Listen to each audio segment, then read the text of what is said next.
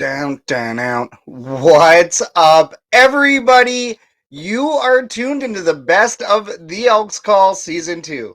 I'm your host, Scout, aka the rep from Section X, and we can't thank you enough for tuning into our show. Be sure to hit the like, subscribe, and favorite buttons. Your support means everything to us here at the Elks Herd and Shotgun Sports Network. Today, we will be giving you the best of CFL Creators. This best of episode is brought to you by RoyalRetros.com. Save 10% off CFLPA merchandise, CFL throwback jerseys, and more with code Shotgun Sports. All caps, no spaces. Once again, that's RoyalRetros.com. They are the throwback kings. Go check them out. All right, so CFL content universe, it's big, it's wide, and in 2024, it continued to get bigger.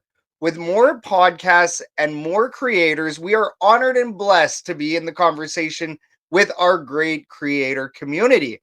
So Myk Aussie, he's a regular sports media man. He ended up swinging by to talk betting odds. Go figure. And believe it or not, it was actually somewhat accurate. Some of his odds were actually somewhat accurate. So I mean, pretty fun conversation there. We did also talk to Rick of TiCats Talk Network and Canadian Football Central. And then we also talked to Carter, who also hosts Canadian Football Central. Those two guys kind of spearhead the campaign over there. They're awesome stuff. Really great conversation. Been on their show a couple times. Do go check them out. Also, go check out mykaussie.tv. And you can also find Myk Aussie in our creator co-op on shotgunsportsnetwork.ca. We try to collaborate with our community as much as possible because otherwise, where else is it going to get done, right? It's kind of a small guys down here on the podcast and whatnot that help get fans closer to the action, closer to their teams, closer to the league. So big salute to those guys. Once again, go check them out. Go find them on social media. Give them a like, give them a follow. But without further ado, here are the best conversations of the year from the Elks Call. And today we are joined by Edmonton Cricket TV reporter and sports comedy legend. Ladies and gentlemen, it is Myk Aussie. Myk, thank you so much for joining the show, man. Yeah, well, CFL's not far away now, so bit of a rest before it starts, but summer's coming and CFL, absolutely love it, mate. Well, exactly. How are you liking winter number 3 in Edmonton right now? Mate, it's been pretty good, hasn't it? Like that real cold stretch of 2 weeks, but other than that, pretty crazy. So, yeah, looking forward to the spring and the training camp and cricket and lots of fun Aussie footy, but CFL, love the home games, your tailgate party. So, yeah, looking forward to it, mate. Oh, exactly. I mean, man, we're stoked, always stoked to see you in the tailgate. Hopefully we're going to see your friend behind you in the green and gold. What is going on there, Myk? Who is that? Well, this is, so I've been meaning to paint it for a while, but I thought I'd paint it especially for your show. This is a birdhouse. So my girlfriend's brother had a stroke a few years ago, and he makes up these birdhouses and other carpentry as well in his shed. And I saw all these animals. I said, I want that one, the elk. So it's the elk birdhouse, and I've named him Ed the Elk after my equal favourite Eskimos player ever, Ed Hervey. So this is Ed the Elk. Ed the Elk. That's cool. Tying it together, the old with the new. I like it. I like it. And honoring a great guy that built it as well, right? So definitely, I like the colors too. Yeah. Definitely. Oh, you got it. Green and gold is bold, right? So no, those are really nice. Guys, thank you so much for tuning into the show tonight. Before we get started, we definitely got to say thanks to everybody for tuning in on YouTube, which is Shotgun Sports Network. And then, of course, Facebook or X, or if you're listening on TuneIn, iHeartRadio, Edmonton Sports Talk, or wherever you get your podcasts. So today's lineup, guess what? It's another stacked show. As always, we're going to open up with The More You Didn't Know, this time with Myk Aussie. Then we'll dig into Kathy's Herd Report, talking about the latest Edmonton Elks transactions and news. Following that, we'll give you an Edmonton sports update with some help from Len. And then we'll cap the show with the Fan Forum, where we discuss hot topics surrounding the Elks, the CFL, and the sports world as a whole. Be sure to blow up the Herd chat so you can get your comments and questions on to the show. Mm-hmm. So, guys, let's kick this off. The More You Didn't Know with Myk Aussie, brought to you by the Winnipeg Terminal.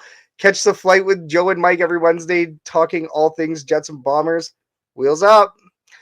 Today, we're going to chat with Myk about a number of things, including his work in the sports realm, some recent CFL news, and the latest Elks news. So be sure to blow up the Herd chat with any questions or comments, and we will do our best to get them on to the show. Mm-hmm. Myk, before we get into the heavy questions, can you please tell our viewers about and listeners about your history in sports reporting and even sports comedy, which is one of our favorite parts about you? Well, it started in Adelaide, South Australia. I went with my friend to the South Australian Golf Open, and there was about 10 of us in the interview with Greg Norman after he won that event. And then him and we started to talk about doing some stuff in Canada. Got a Grey Cup pass in 1999. Unbelievable in Vancouver. Had one of the first ever digital video cameras. Went to the Spirit of Edmonton 3 nights in a row. Got friends with a lot of people from Edmonton. Then I started doing the NFL. So went down, interviewed Darren Bennett, the Aussie, for the San Diego Chargers in the rooms against the Seahawks, and then went around the NFL, Pro Bowls, Super Bowls, and covered lots of Grey Cups as well. Nice. That's pretty cool. Quite the history. Well, and I mean, that kind of like leads us up right into our next question, right? Yeah, I mean, obviously, Myk, you're a CFL fan. You've cheered for many teams, and most recently, you've become a big Elk supporter, especially because of this Pick Six segment that you started in the Edmonton Elks.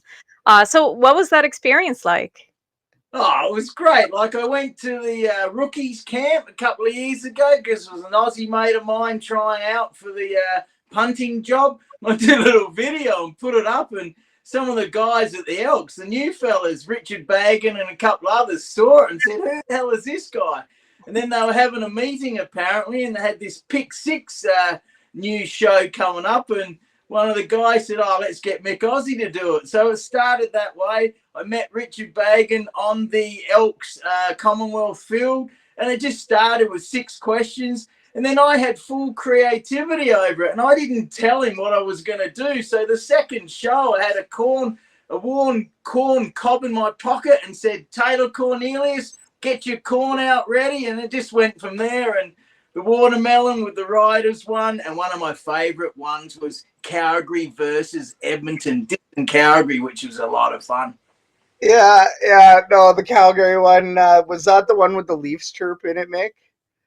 There was one I had like a school drawing board. I had all pictures of why Edmonton is better, including better stadium, better food, more Grey Cups, more Stanley Cups, all this sort of stuff. And Edmonton won 4-2 over Calgary. I gave them that the ski resorts were closer to Calgary. That was about the only one I gave them. Okay, yeah. The Riders one was really good. And I think what's kind of interesting, Myk, is our viewers definitely going to recommend that everybody goes and checks out mykaussie.tv. But you've come such a long way since the Pamela Anderson cutout days, right? Like, I've heard of that. I have seen the video, and I have heard of it. Yes. Oh, it's absolutely hilarious. And sports comedy, right? The fact that the Edmonton Elks picked you up for that trait and that skill of yours, that talent of yours, I thought it was very, very smart. Yeah, it was like I said, I didn't tell Richard what I was going to do. So to see his instant reaction of my comedy was a big hit for me. And I spent hours preparing on think of ideas. So even though it was 2 minutes 20 seconds ish, you can get a lot done in 2 minutes. And then I dissed the Alouettes owner, president. He liked that. He got a laugh out of it. So a lot of fun. And to be on Commonwealth's Field was awesome as well. Either early in the morning or at night. We were there. It was great fun.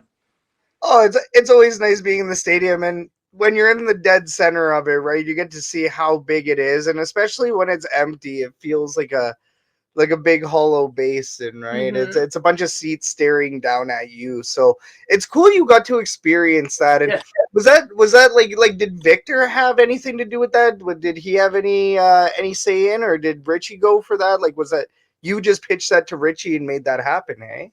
No, they actually contacted me because they liked some of my videos and they saw the videos on Gabe Rentzie's show, and they contacted me and said, "You want to be part of a show?" I said, "Sure," and it just evolved from there. And obviously, I got friends with Richard, and he comes to the tailgate at times as well. So great fella. He did the editing, and basically, I just thought up of the comedy of what I could come up with for the shows and dissing the other teams within reason. You don't want to go too hard, right? But I love dissing the Riders and the Stampeders are the two teams I don't like them, so I diss them the most. Oh, that's funny. That's great. That sounds fun. Yeah, That's what every single content creator or interviewer or anybody wants to do. Just create good content, get some really good laughs, and not have to do the editing. So well, and especially for a professional sports team as well, right? We're talking about the Edmonton Elks, which is still a very major sports organization, and in the football world, they're in the second biggest football league. For sure. And they have 75 years of history, which we see you, John, in the herd chat. What up, John?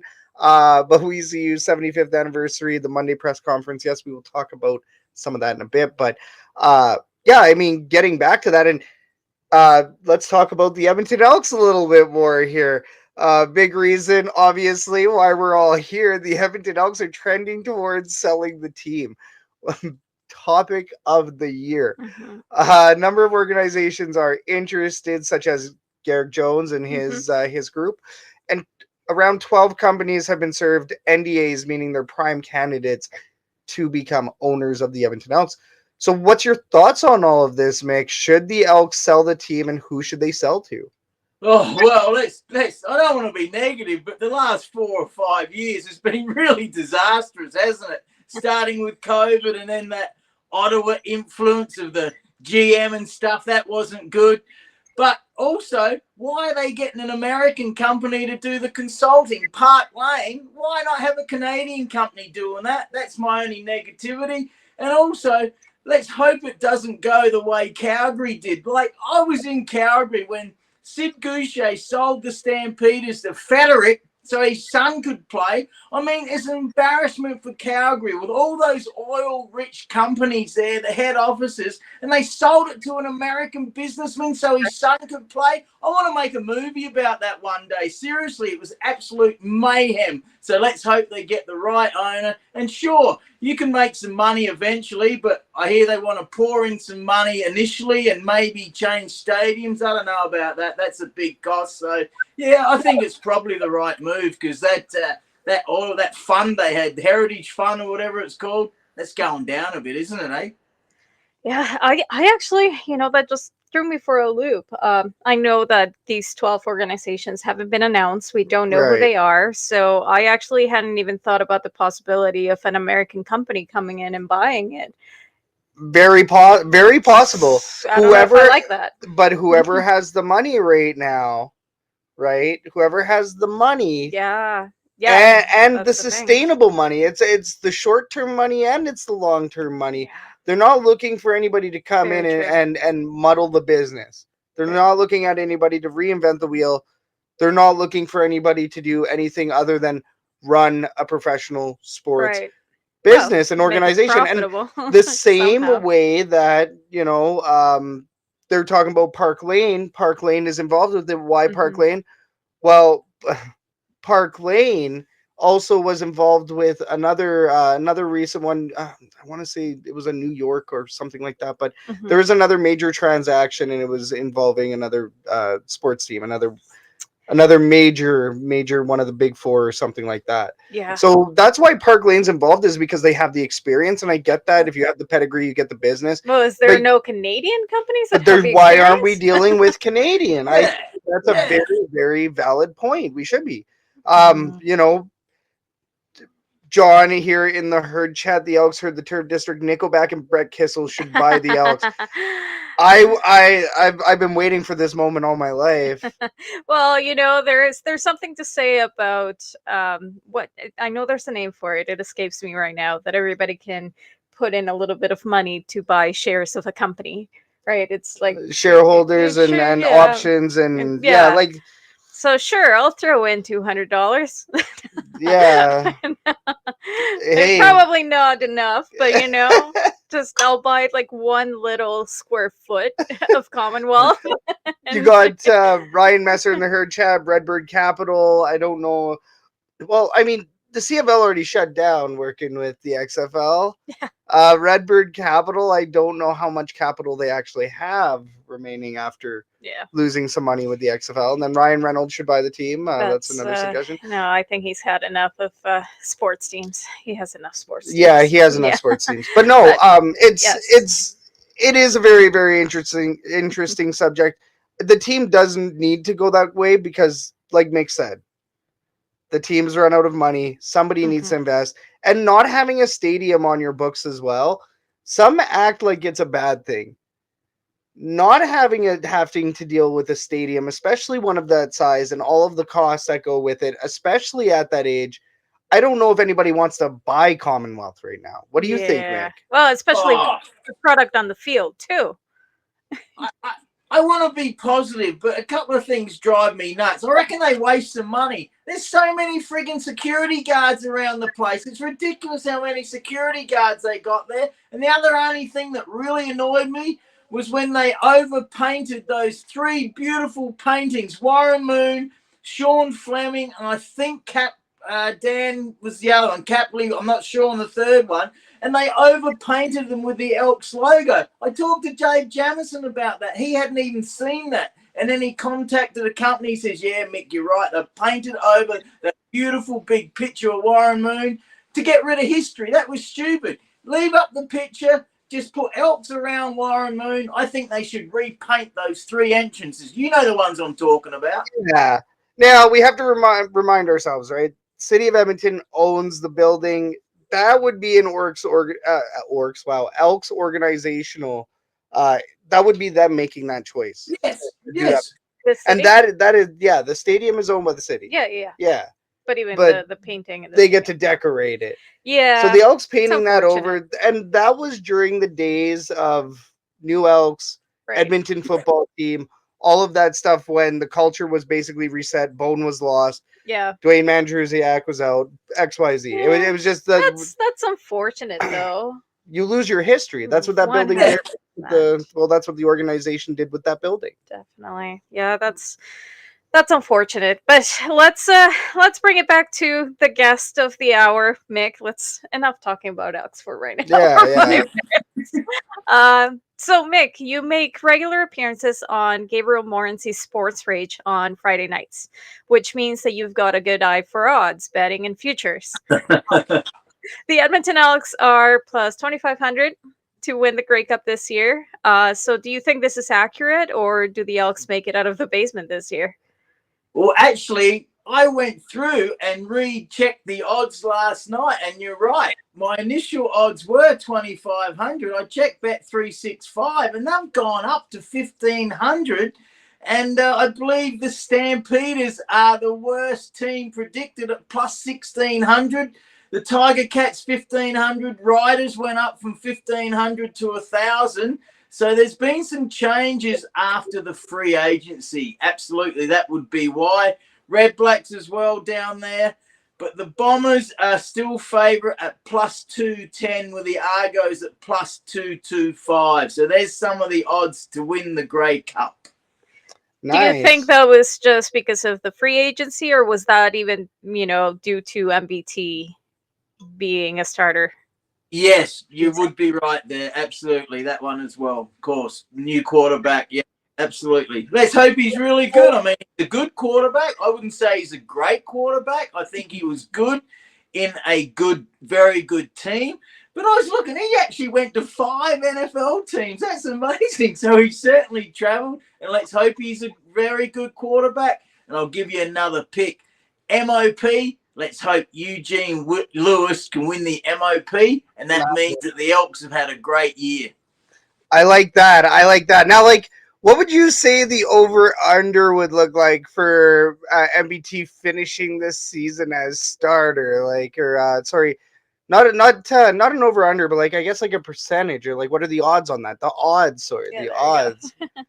Well, initially I was a bit disappointed they signed him. I'll be honest, I was a bit shocked. So was Gabe. We are both Trey Ford fans. Absolutely we are. I've come around to it.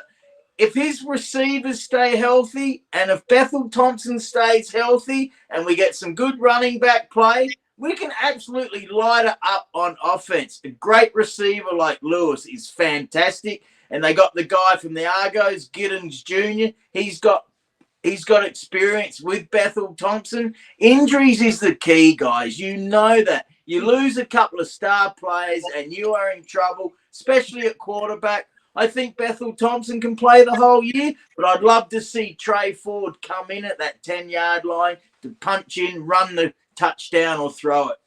And that would keep him fresh, right? Yeah. You want Trey Ford to still get exposure, to still get field time, but also not in that pure, you're the 1-and-1 guy, you're the 1-and-2 guy. Like, you don't want him that extreme short yardage, but mix it up a little bit. You want to give him confidence, you want to give him experience, you want to give him the chance to improve and to prove himself, but at the same time not put all your eggs in one basket and hope that he's gonna take it. Exactly. Right?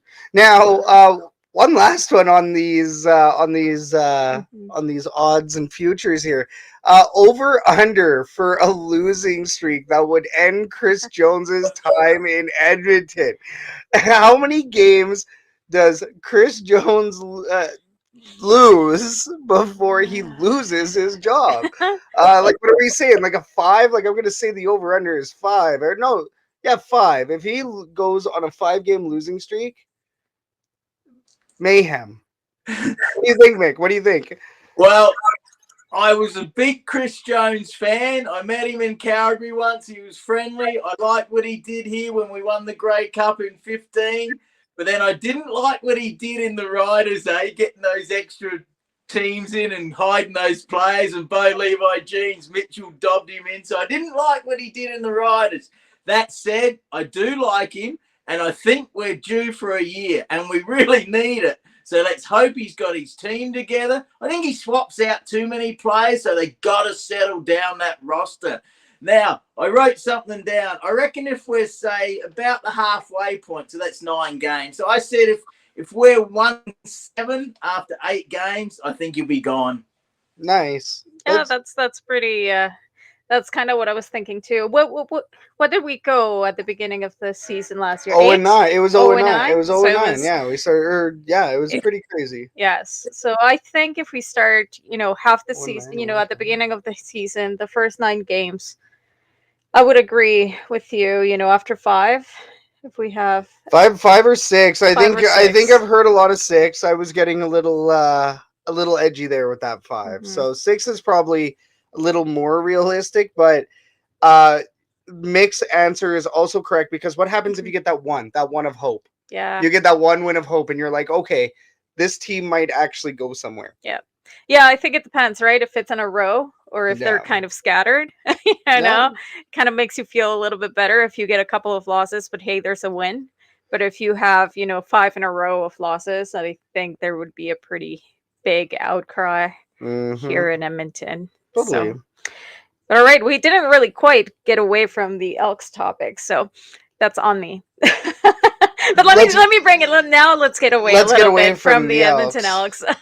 Myk, Edmonton Cricket TV is on the rise, covering Edmonton's biggest cricket leagues. So how about you tell us about that a little bit more? Yeah, look, I knew about it. I knew there was cricket here, but I didn't even realise how big it was. And my Aussie friend Philip Hicks is very successful businessman here. He sells software to the governments, and he put in a fair bit of money, and obviously I got paid to produce 20 TSN-style cricket TV shows, went and filmed, interviewed, did the best I can. So there's about 1,100 players that play competitive cricket here in Edmonton. About 90% of them are from India or Indian background. A couple of Aussies, some Pakistan people, Sri Lankan, Bangladesh, but mostly from India, and they absolutely love their cricket, as you know. And there's 6 fields around Edmonton. So Philip wants to build more fields and really grow it. So it's a great sport. Scout, you know about it. So, yeah, it's got huge potential to be even bigger. And Canada are in the T20 World Cup in the Caribbean and United States in June. Nice. And I told Catherine about the World Yes. Cup. And I'm like, we got a team. Team Canada has a team. And what Myk is covering is essentially funneling to that Team Canada. So Yes. all of that talent, we need that talent. We need homegrown talent for every sport, right? In cricket, you never thought about it, and we play a little bit of it in high school. I was telling you earlier. Yes, It's one of because the sports. I'm a little bit ashamed to admit that I was a little confused as to what cricket was. It's that you don't see it very often. It's like you say, it's not something that you come here to Edmonton and you figure there is, a league or a team or even a team that is going to a World Cup, right? So that's pretty cool. It's all hockey, right? It's all hockey Yes. here. And Edmonton Cricket TV, since you've started doing it, Myk, I've actually seen it a lot more on my feeds. Really cool to see the coverage. And then I see that you guys are also covering abroad as well, getting some appearances out in the wild. So, across season everywhere else. It's really, really cool, man, to see what you guys are building over at Edmonton Cricket TV. Where can we find all of that information? Where can people find Edmonton Cricket TV? Yeah, if you go Facebook or YouTube, Edmonton Cricket TV, you'll find it. Google it, obviously, and Facebook. We've got a good group there, and the YouTube. But interesting that we've got a beautiful field here down at Victoria Park next to the golf course there. And if you're ever on a Saturday or Sunday or a night time during the summer, just go down and sit there and watch it. It's a beautiful environment, trees there, city in the background. So it really is a nice scenic park, Victoria Park. I'm sure you guys know where it is on the River Valley.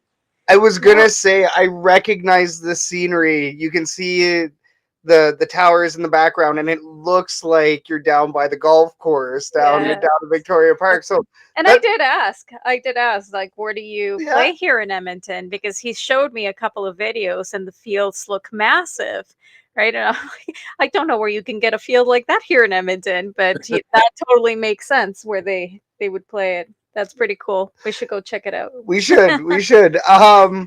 Okay, we got one last slight bonus. We're gonna talk about this in the fan forum later on, in depth with everybody in the herd chat. So everybody will touch base a little bit more on this later on. But Myk, we got to know your opinion.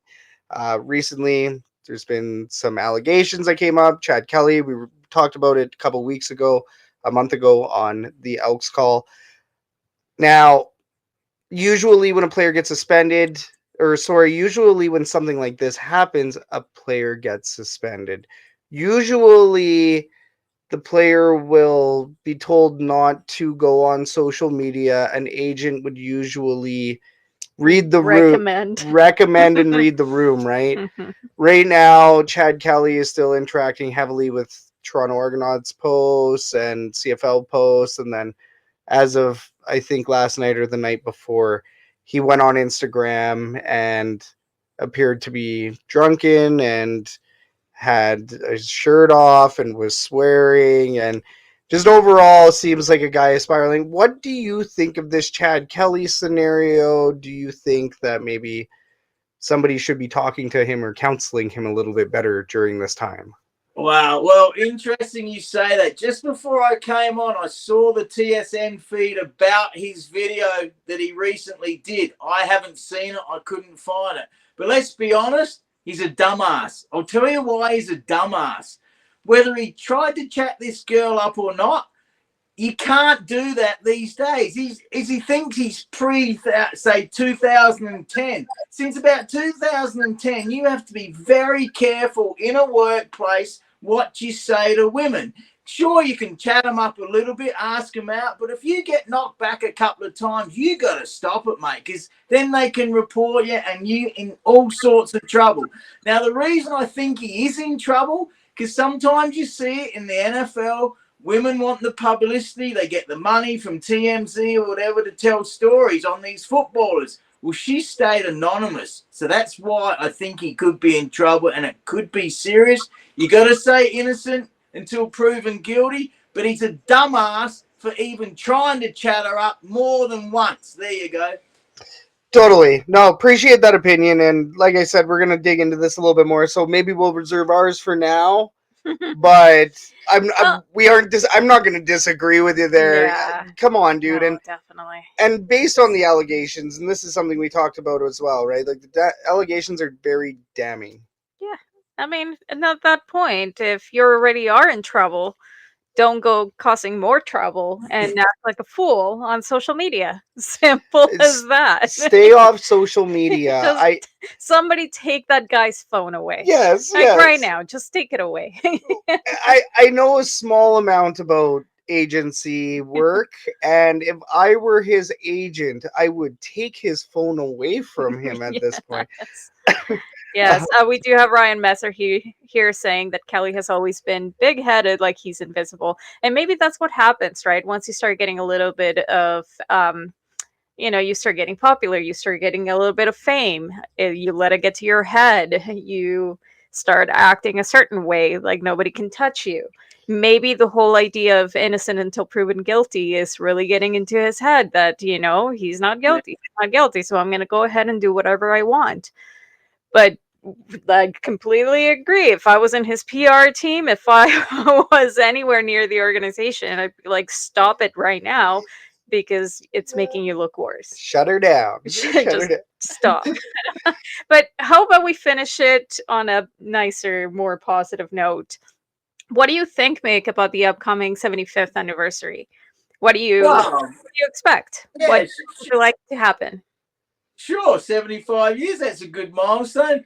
Personally, I'd love to see Warren Moon here because I actually interviewed him at Super Bowl Media Day and he was friendly, but great to see a lot of the old players back would be fantastic. More people at the grounds that have decided to still complain about the name. I'd love to see the fans re-engage and just forget about it. Get your butts back there because it's a lot of fun, especially on a nice sunny afternoon or sunny evening and the tailgate party. So just wins, more wins, older players coming back, partying and so forth. It'd be great. Oh, at tailgate 3 hours before the game this year. And Myk, it's interesting because you've been visiting the tailgate for 3 to 4 to 5 years, right? You've been in the tailgate for a while. How cool is it to see it finally expand for the 75th? Yeah, it's interesting. Like I used to go to the End Zone pub before and after sometimes, and then I go, wow, there's a tailgate. Wow. So I'm actually not sure if I missed a year or two of it. I have to ask you when it actually started. So it has built, and as we know, Calgary has a fantastic tailgate. I don't like the team, but I still have some friends down there. They set the standard in tailgate, but we have a lot of fun. As you know, I like the spirit of Edmonton. They have the bands playing, so I go over there as well. So walk around. Sometimes I don't even drink at all, and I don't have a beer until halftime. So I just walk around, have a water, chat to you guys, have a bit of food, see who I can meet. So it's a lot of fun for an hour or so before the game. Oh, it's an absolute blast, man, and it's always great to see you there, as well as Turf District, Spirit of Edmonton, like you said. They always got the K97 band rocking, the stage rocking with Tall Boy. Yeah. Tall Boy was a big fixture. Will and the Wolf played on the other side. Oh, did they? And over in the Fan Fest, the Cavis Reed pump up song. But no, man, it's always great, and it'll be really interesting to see this new setup this year. We're all going to do a trial ride here. We got 66 days. We are Garrick Jones days away until we get to see you in the tailgate, Myk. But man, we will let you hop off here. We are so thankful that you could join us today. Thank you so much. And man, where can we find you? Where can our viewers and listeners find Myk Aussie? Well, mostly up here, MyKaussie.tv. Updated CFL sections, Aussie footy, NFL, cricket, golf, more sports, hockey, all sorts of sports, a couple of movies, and yeah, Twitter, X, I like that a fair bit. So MYK Aussie, kind of everywhere, right? Awesome. MykAussie.tv. Go find him, guys. Myk, once again, thanks a lot, man, for joining us, and we'll catch you soon, brother. Awesome. Go Elks. Let's have a great season, get some wins, and get more people there, and have a great year. Let's go. Go Elks. Go Elks. Cheers, man. And today we are joined by Rick from TiCats Talk Network and co-host of the Canadian Football Central podcast. Rick, thanks for joining us today, man. Not a problem. Very, very excited. We have a lot to talk about. Off the top, we'll address the elephant in the room. Elks with a big win over the Tiger Cats on Saturday. And now Chris Jones, our former head coach and GM, is now your defensive advisor, the senior defensive advisor, I believe. What about that, Rick? So that's how they get away with not paying his salary. Give him another. And a big shout out to the Elks for paying his salary for the rest of the season, considering that we have to pay Mark Washington's for the rest of the season. It's funny, you know, you lose some and you gain some, and apparently we all just help each other out here in this league. No, it really helped though. Well, that's going to be a gift that keeps on giving. You know, we'll gladly pay so somebody else suffers with Chris Jones. Catherine's thinking, okay, you guys can have Chris Jones just beat Winnipeg this week so that we can get points against Montreal.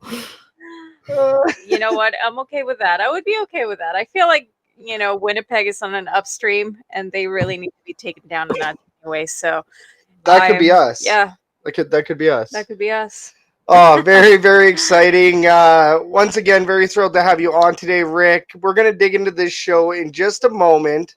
But first, we'd like to thank everybody for tuning in tonight, whether you're watching on our YouTube, which is Shotgun Sports Network, or on Facebook, which is the Elks Herd. You could also be listening on TuneIn, iHeartRadio, Edmonton Sports Talk, or wherever you get your podcasts. While we're here, if you could hit the like and subscribe, all of that, we would greatly appreciate it. Mm-hmm. All right, we got a stacked show. Who would have thunk it? Here's today's lineup. We're going to open up with the More You Didn't Know with Rick, where we talk about his life as a CFL fan, CFL podcaster. And then we're going to talk about our teams as well. After that, we're going to dig into Kathy's Herd Report, talking about the latest Edmonton Elks news and transactions, and of course, that last game. Following that, we're going to give you an Edmonton sports update, and we'll cap the show with the fan forum, where we discuss hot topics surrounding the Edmonton Elks, the CFL, and the sports world as a whole. Be sure to blow up the Herd Chat so you can get your comments and questions onto the show. We see the Herd Chat blowing up already. Ryan Messer, Andrea, see you, John Kirby. You guys are all good stuff. Everybody that tunes in, we always appreciate it. So let's kick off this show with The More You Didn't Know, brought to you by the Winnipeg Terminal. Catch the flight with Mike and Joe every week, talking all things Jets and Bombers on Shotgun Sports Network. Wheels up. All right, so in this segment, we're going to talk to Rick about a number of topics here, including our teams and, of course, his CFL fandom. Once again, blow up the Herd Chat if you have any questions or comments, and we'll do our best to get them onto the show. Let's do it. Yeah. Question number one, Rick. We like to get to know our guests right away here on the show. How did you become a TiCats fan? So I actually live 20 minutes away from the stadium. So I've been, a TiCats fan for a while, but since 2019, it's like the diehard TiCat fan. Mm-hmm. So I've had seasons since 19. As you know, I do. This is my, I think, first year with Carter over on Canadian Football Central podcast. So I was, and then so he also does bomber videos too. So I'm like, hey, well, you do bombers, I'll do TiCats. So then that's how I came up with the TiCats Talk Network. That's cool. That's pretty cool. And we'll get a little bit more information about that, of course. But we do have, well, we're in that topic of you being a fan, and we have a fan question right off the get-go here in the chat. Yes. At the Hamilton Tiger Cats play Tim Hortons Field, is there a Tim Hortons there? So there's actually not a Tim Hortons there, but they do sell Tim Hortons products Oh, at the stadium. God, I'm jealous. You know how many times I've sat there, especially during the fall and, cold games, and I wish I had a Tim Hortons nearby. The only thing is, Catherine, like the cups are like this. And it's So overpriced. Oh, it is. Everything's overpriced at stadiums. It's a giant Tim Hortons, basically, right, Rick? It's not really a giant Tim Hortons. It's basically the size like you would have like in concession, like a little tiny concession. But if you bring your mug, your thermos or something like that, you go buy a couple of small coffees or whatnot, use your discount card, and then you put them in your cup, and then there's your full cup of coffee. I like it. I love it. I wish, no, we should bring more than the crappy coffee products that they sell there. I don't know. The hot chocolate's not so bad. That is some shade towards Commonwealth there, Catherine. There's another comment here right before we get into the next question. Former TiCats quarterback Hayden Moore is a family friend of Ryan Messer. Nice. He used to live down the road from there in Alabama. Crazy. That's pretty cool. The more you didn't know. The more you didn't know. That's what this segment's here for. All right. Question number 2. What was your favorite game that you've attended? And also, do you attend Grey Cup games? So with 2019 and 22, I did attend both Grey Cups because they're part of our season ticket package. So it was like a little bit like an extra $200 or something like that for that year. So I've done all East stadiums. This October, I'm actually flying out to Winnipeg, and I'm joining up with my co-host Carter, and I'm going to see the Bombers play Toronto the Friday. Saturday, we're jumping in Carter's car, and we're driving to Saskatchewan 6 hours to go see them play BC. Nice. We come back from Regina on Sunday. Sunday evening, I'm going to go check out my Minnesota Wild playing the Winnipeg Jets. And then we fly out the Monday. So we're probably going for like Wednesday to Monday. That's a good... And then next year, I'm probably doing the Alberta trip. And then the year after, I'll probably... Because BC is always expensive. I was planning on saving BC to the end. Yeah, that's fair. You know what? I feel like with all these Guinness records that we're seeing popping up, the CFL road trip idea is, really popping up. That a lot of people are starting to do a lot of road trips around the idea of going to different stadiums and visiting. Well, because with us, you can either drive to Toronto or you can take the GO train. It's probably about half an hour, 45 minutes, depending on how many stops and that. So it's not that hard to do. And then if you go to Montreal or if you go to Ottawa, it's 2-hour drive to Montreal. We did that last year in a weekend. Mm-hmm. And then that's the good thing about the CFL is if you go see Hamilton, you can do Toronto. If you do Montreal and Ottawa, you can do Winnipeg and Saskatchewan and then Calgary and Alberta, and then you just have the lone BC. Yeah, that is true. And that's why we wanted to do Grey Cup this year is because, when the Grey Cup is close, you might as well. But also, we could also go to a Calgary and we could also go to an Edmonton. At least that leaves, 3 within the next 10 years, technically, that we could go to. But, Kathy's never been to BC Place. I've been to BC once. That was Princeton, BC, which is a tiny little town that half of it burned when they had all those fires. So technically, I drove through BC, Yeah. and that's been my experience. No Grey Cup experience, no Vancouver experience, no BC experience for me. So this is like a triple one. Yeah. for me. No, exactly. No, and it's going to be fun. But we do have other sports teams that we cheer for. I think we all do. I mean, I cheer for Forge. I mean, we've won, 4 out of 5 championships in the Canadian Premier League. We did have the Bulldogs, but then they moved to Brantford because they're redoing the whole inside of First Ontario Cups Coliseum. Nice. But- And then, like, what about NFL? Are you a big NFL fan? To be honest, I could never get into the NFL. Nice. And, it's CFL's my thing. And then, so there's 3 different things I cover. Besides the during the season, I do the free agent day. I usually take that day off work and I just do like a live stream because it's if you compare it to the NHL, you have the whole off season to do your free agent signings.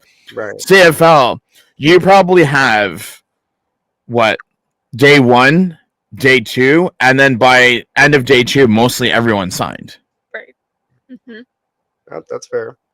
Oh, and I mean, it's cool to see all of that other coverage too, right? Like that's Canadian sports leagues. I'm gonna say Right. Canadian sports leagues. It's a thing, right? They always miss that coverage. Even West Coast League, because they're also in the States. You see a lot more coverage.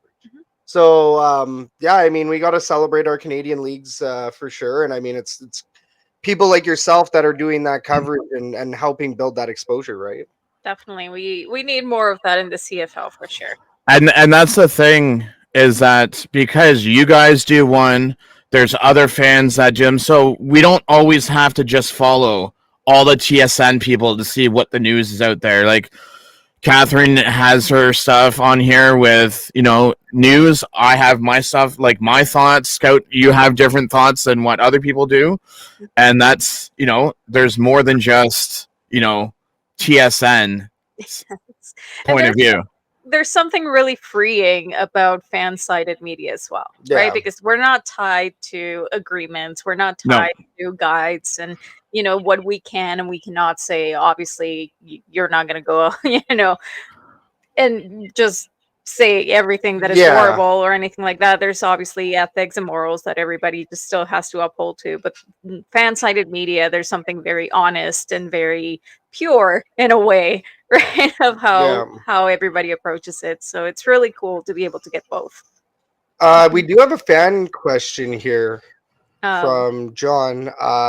Rick, do you go to Toronto Rock games at First Ontario Centre? So this was the first season that we had Toronto Rock here. So actually, Toronto Rock temporary has moved to what used to be Hershey Center in Mississauga, where the Mississauga Steelheads used to play. But because they moved to Brampton and they're renovating our stadium, they've temporarily moved to Mississauga for this upcoming season, and then they'll be back whenever they're done renovating the inside. Interesting. What are Toronto Rock games? That's National Lacrosse League. Oh, okay. Clearly. So, Catherine, interesting note about that. So it's kind of like the CFL refs, because CFL refs only do 1 game a year, and then obviously they have to come up with side income. There's a player, I don't know what team he's on now, but I went to high school with him. He works, I kid you not, last time I seen him, he worked for Frito-Lay, the chip company, during the week. And then he would fly out on the weekends to go play lacrosse. Wild. Because they don't make that much much money as a lacrosse player, unless you're like a veteran player. Like that's like a couple $100,000 though, maybe. Like I think it's like $1,200 a week or something like that you make. Like you don't make. It's not that much, no. No. there's not a lot of exposure, really. I mean, it took me, I didn't even know what lacrosse was for the longest time. And even now, it still takes me a little bit. I think Yeah. recently I was watching it on TV and I'm like, what's that funny little sport that they're playing? Yes, you did. Yes, you did. Andrea here in the chat, lacrosse is fun, and you're making some good points here, Rick. So it's always good to see the. And then we're hoping that once, because right now they've tore out all the seats in the arena, everything's torn out. So they said, I know we won't get NHL in there, but we'll either get another OHL team or we'll get another AHL team. Yeah, that makes sense. All right, let's bring it back to the topic at hand. You know, the Hamilton Tiger Cats really have won the most recent contest against the Edmonton Elks. However, you know, they seem to take multiple mistakes that seemingly cost them the game. So what's your thoughts on that last Saturday's game? Well, here's I'm going to try to flip this because I want your guys' perspective on something. Hold on. So that Luther hit on the first play. Mm-hmm. Do you guys deem that clean, or do you guys think that should have at least been a penalty? I personally, you know what? I did see it, and to me, it did seem like a clean hit itself. It was the way that his neck snapped back with the momentum. That was personally how I saw it. I didn't think that it would require any sort of double take or perhaps a penalty. And then the other one was the Taylor Powell helmet to helmet.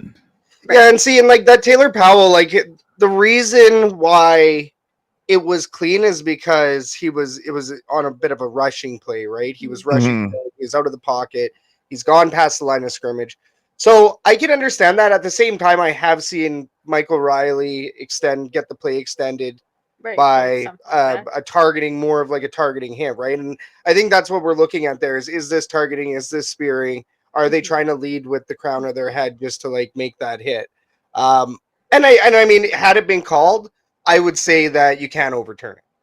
So it's one of those where if it didn't get called, it's hard to argue the other side. But I could, if I'm in your position, if I'm a TiCats fan watching that, I'm crying for every single flag because, you know, you're obviously losing two guys in the game due to some heavy hitting. And I will say the Edmonton Elks, that is the hardest those guys have hit for years.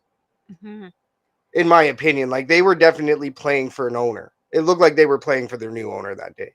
Yeah. So if I'm in your shoes, I'm very frustrated that nothing did get called. But at the same time, I don't think it was glaring enough. And I mean, hey, we'll gladly admit when it's an obvious penalty, right? And I think I was even looking for it too, right? Yeah. The position of his hands, if there was any sort of grabbing, if there was any sort of face mask, if there was any sort of anything that could point to something that was a little bit more than just positioning, bad mistake, you know, just an accident, whatever. So to go back and answer your question, Catherine. So my big thing is penalties.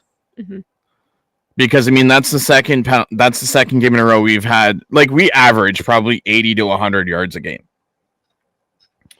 And the other thing that drove me nuts the most is Mark Washington does not like to play man. He plays a lot of zone. And if you see the games, they will line up 15 yards off the line of scrimmage. And then by the time they throw, like you do a little quick route, there's already either, you know, 2nd and 2 or a first down. Yeah. Oh, no. And we had the same issue. Oh, yeah. Especially with MBT, what he was in. Yeah. Third quarter. There was a lot of zone coverage rather than man. Yeah, third quarter, I mean, Hamilton diced us up there pretty good. It looked like Hamilton was going to come all the way back. Oh, I was scared doing that one for sure. And unfortunately, it was a matter of the TiCats shooting themselves in the foot, Bo lobbing balls. Bo was lobbing them. You can tell that he doesn't have that arm strength. He can't dart it in there anymore. So he wants to get the distance, right? And you could tell where it bit him a couple times, but also the penalties. Like you guys took flags on, seemed like everything. Play, man. I was actually watching an TiCats Audio Network video today back when Ron Hitchcock played, and what they did is for every dumb penalty you took, you had to put $100 in the jar, and then teams would be going out for lunch with that money. If you have an incentive like that, people on the team aren't going to take dumb penalties because it's going to cost the money. True. I love it. I think everybody should be implementing that. Bring it back. Just bring it back. Bring it back. Everybody. It's like a swear jar, but for penalties. Yeah, and I mean, hey, some form of accountability, right? And I think that's why the Edmonton Elks, when they came out so hot in that first quarter, first half, they looked like they were playing for somebody to sign their checks. Yeah, it was very textbook. It was textbook. Very textbook. The hits were heavy, the hits were hard, but they were completing tackles. It was just good defensive play, and then it just went and fell apart. So, but getting back to it here, let's talk about these TiCats a little bit more. They seem to be struggling just years after a Grey Cup appearance. What's happening in Hamilton? Can they salvage this season?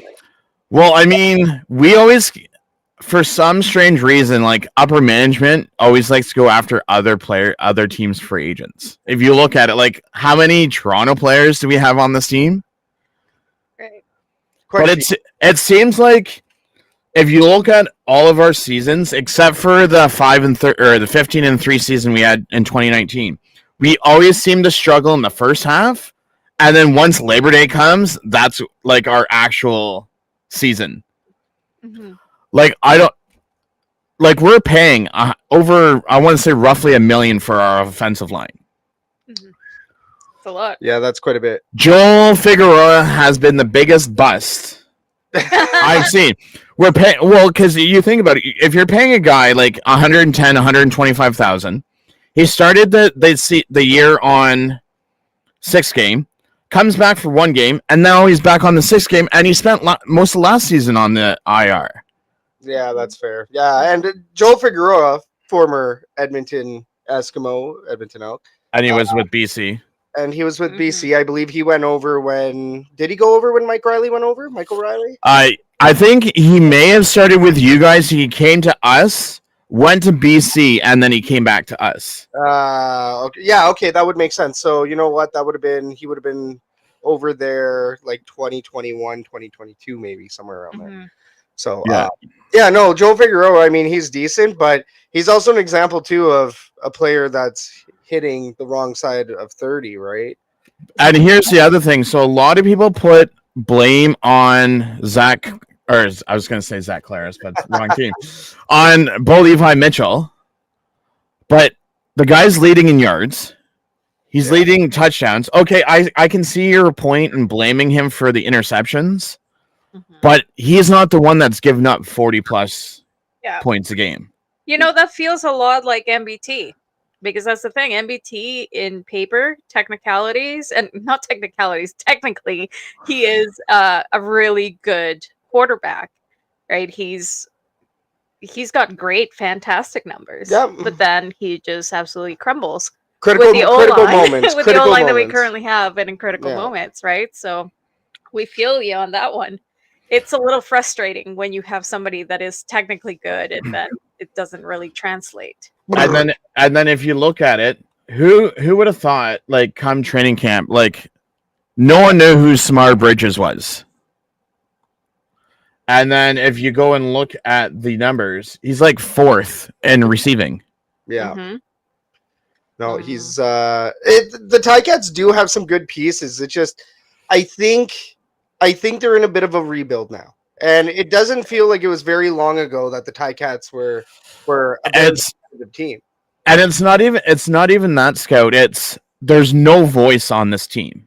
Yeah. Like, you got to remember, Simone just spent 10, 12 years with us.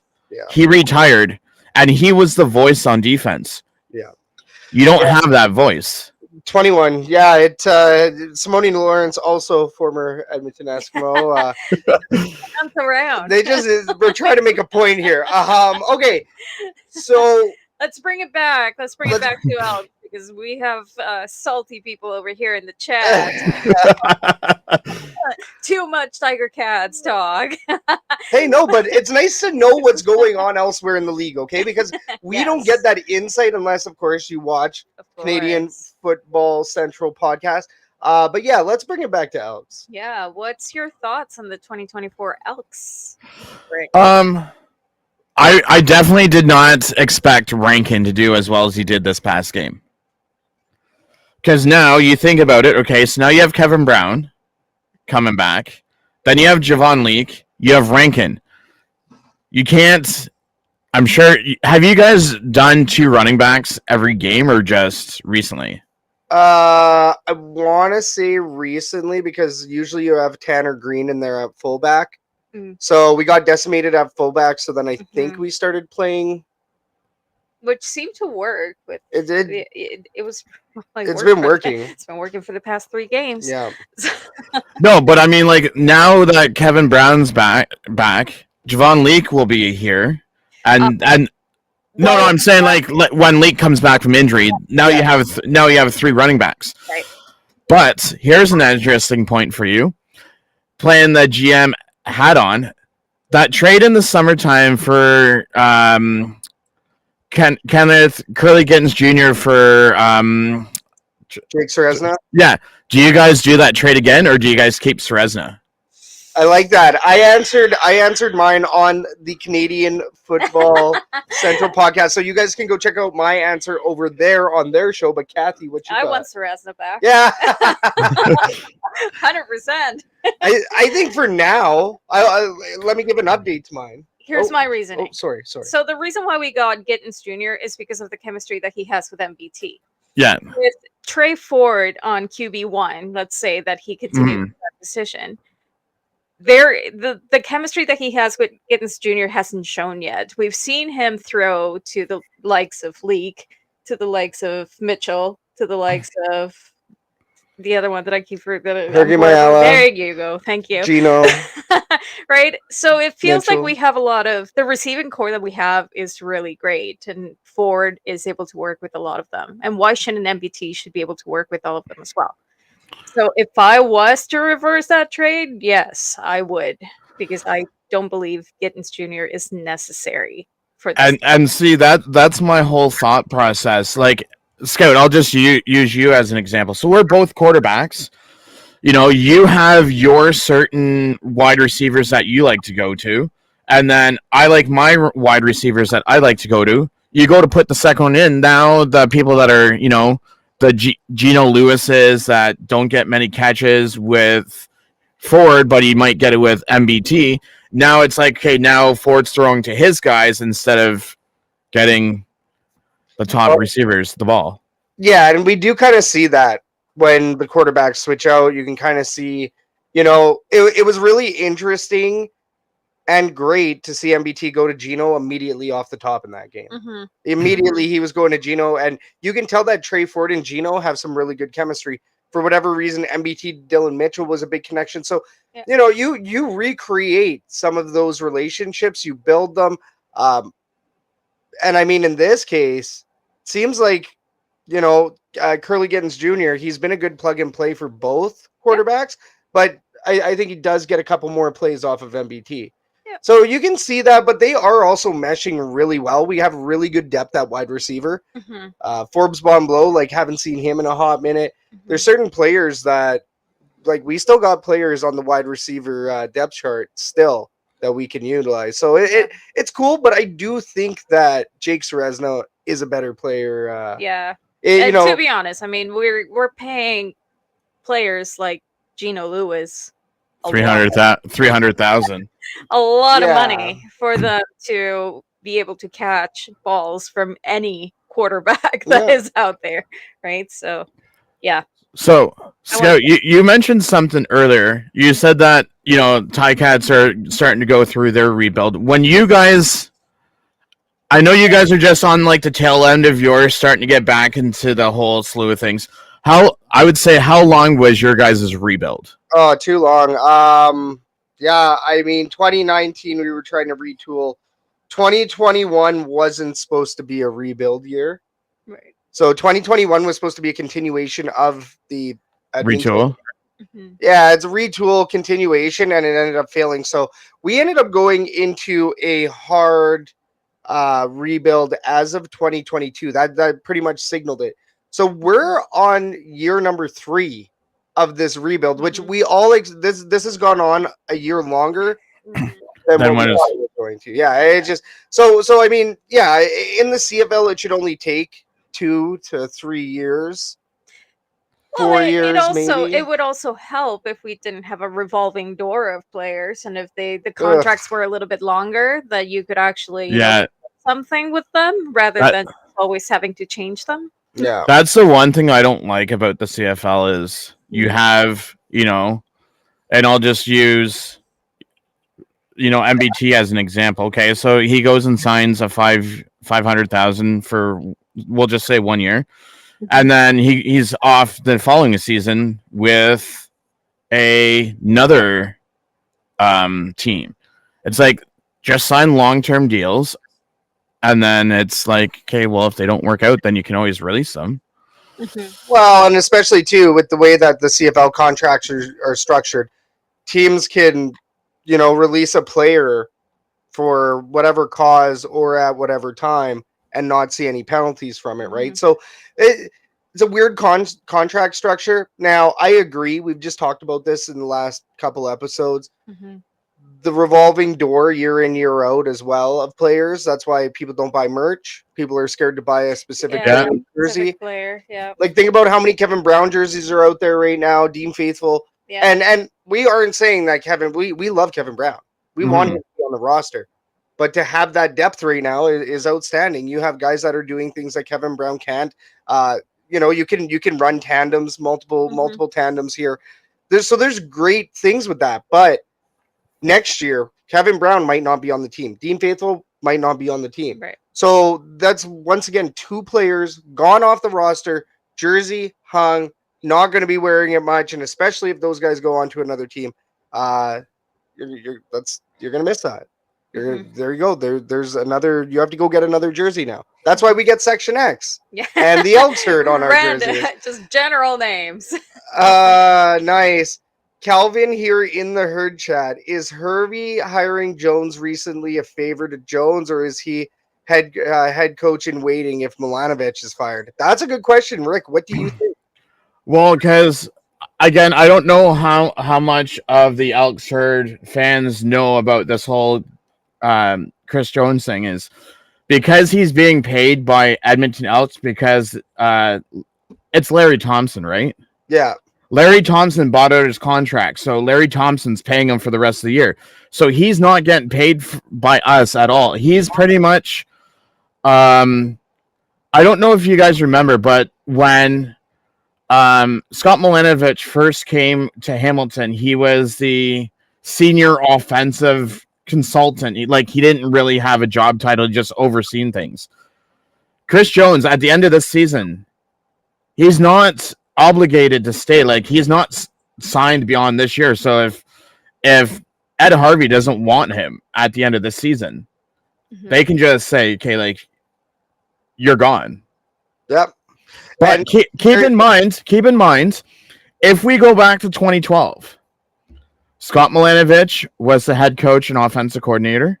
Chris Jones was the defensive coordinator. Orlando Steinhauer was the defensive backs coach. Are they bringing the band back together again? Yeah, and I would be careful with that because you had that exact same thought when Chris Jones was initially signed. yeah, Is it going to be another 2015? yes. Are we going to see glory just like the days that we saw before? And then turns out that did not happen. Well, and I mean, we were really hoping for that. The thing is, I should have wore the Shrek shirt tonight. Dang. The thing is that with that, Chris Jones was coming in at GM, head coach, and defensive coordinator. Mhm. So he was wearing way too many hats. Also, 2015 was mostly thanks to Ed Hervey at GM. Mm.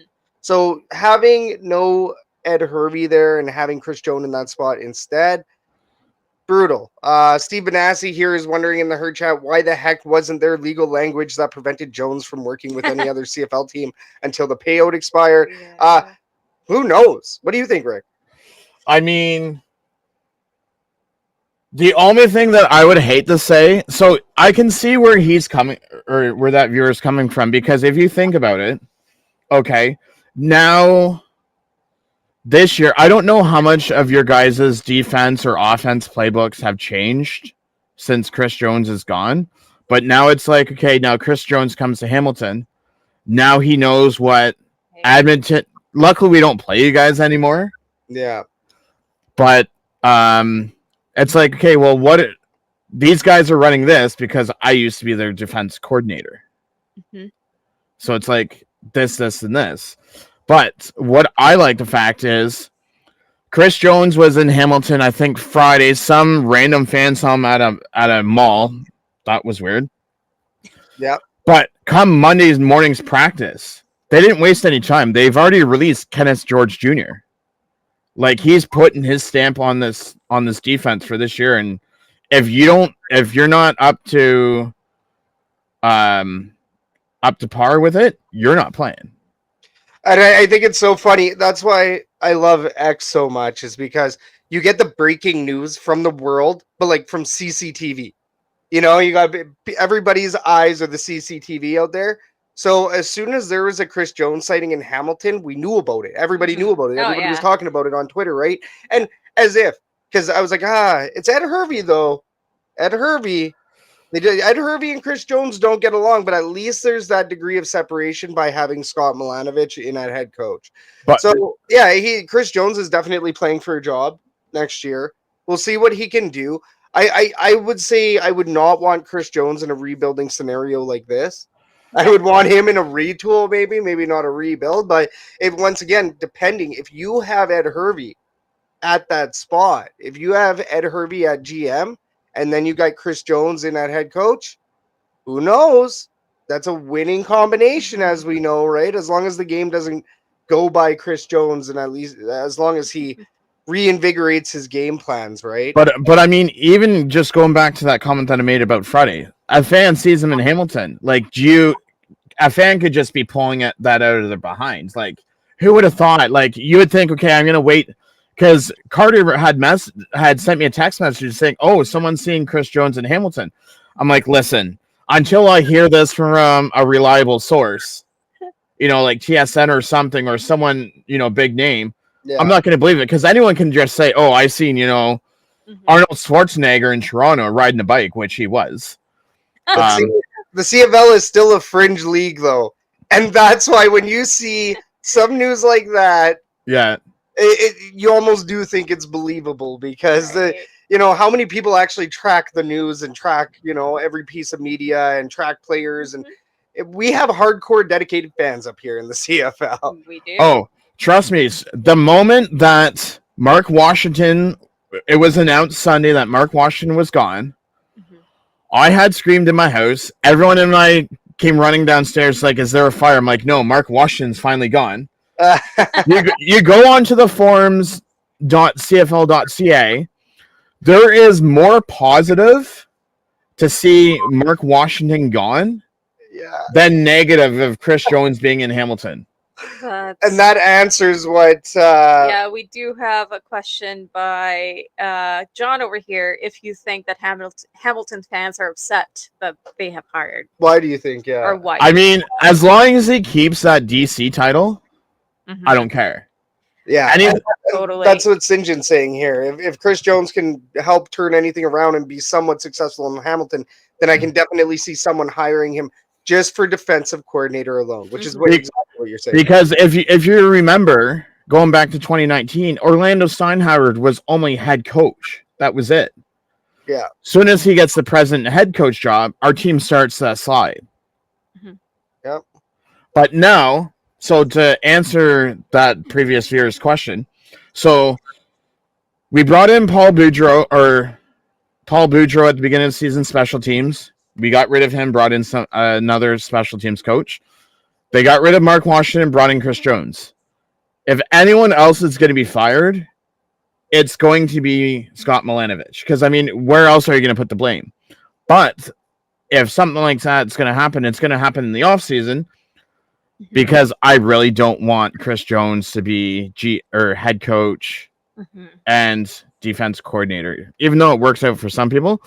Some people are just good as defensive coordinators and not head coaches. Yeah. No, and we're seeing that. We've had to watch Chris Jones try to juggle jobs here for way too long. Way too long. Way too long. But are there any talks in Hamilton of Hervey leaving to come back to the Elks? That's a good question because we've already speculated this on the Elks Yes. Call recently. So what do you think, Rick? I mean,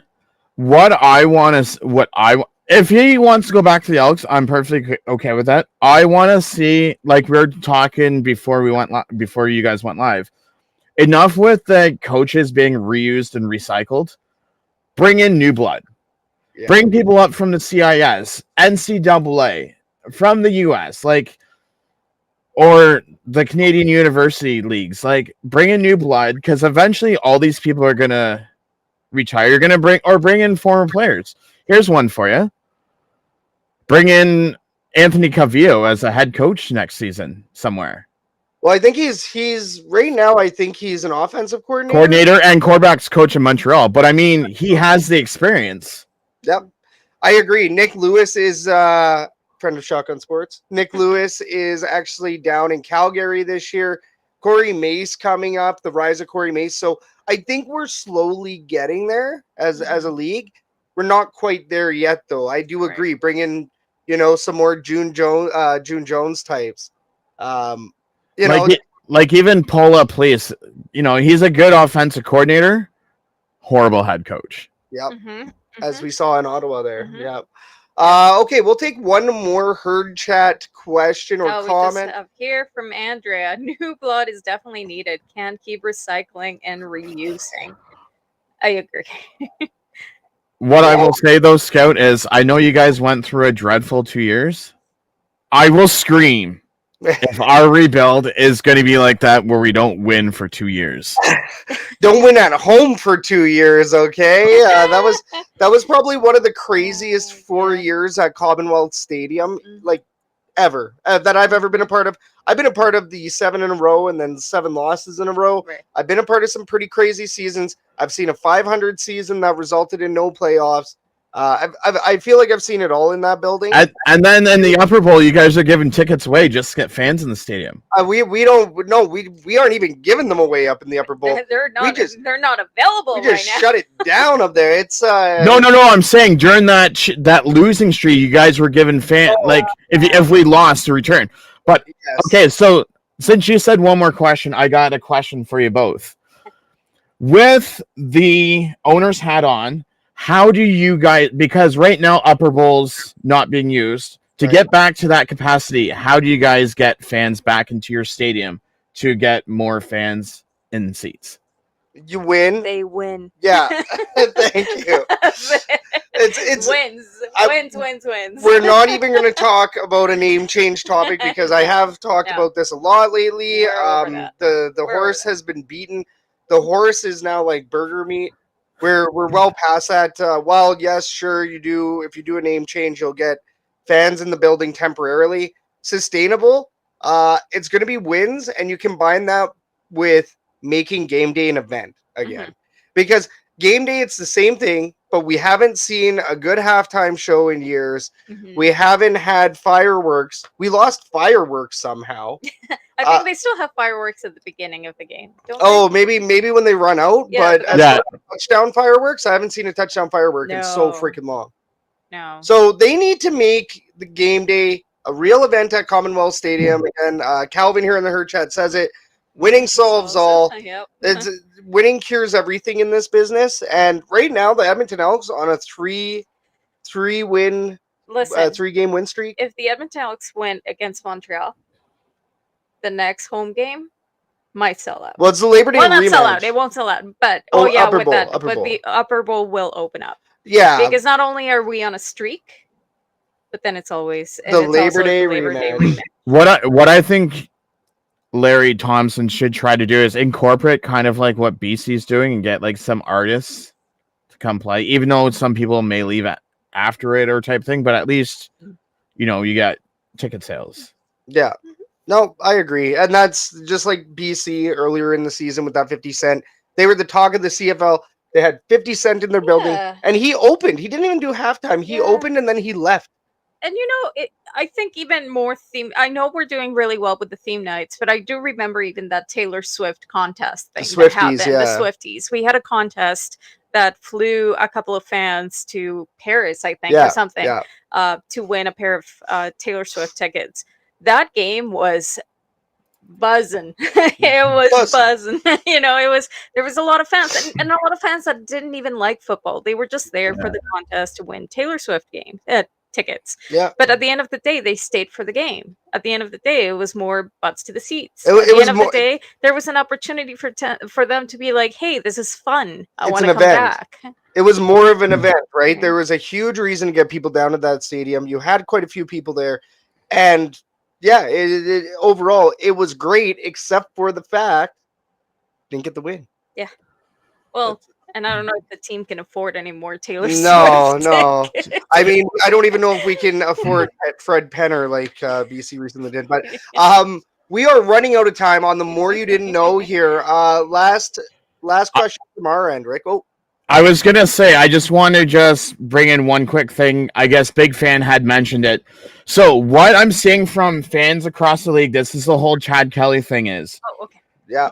And I was telling Catherine this earlier. Fans across the league, there's TiCat fans, Rider fans, that are for every sack, turnover, and fumble, they're donating money to sexual assault, I guess, companies, or I don't want to say fundraisers, but you know what I mean. Probably nonprofit organizations. Yeah, nonprofit organizations, but that's what they're doing, and I just seen that in there. But yeah, that's what. And I'm going to the game tomorrow, so I'll let you guys know how that turns out.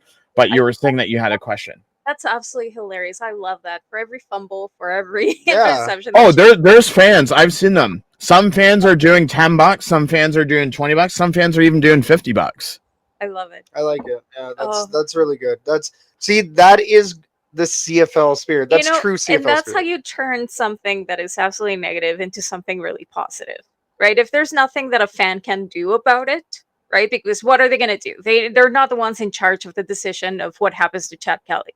That's the CFL. They already made a decision. So obviously, there's absolutely nothing they could do about it. Mm-hmm. But now they are doing something about it. And they're turning it into such a positive thing that, might as well just let Chad Kelly play for the rest of the season so that he makes everybody else put some money in to help a good cause. Yeah.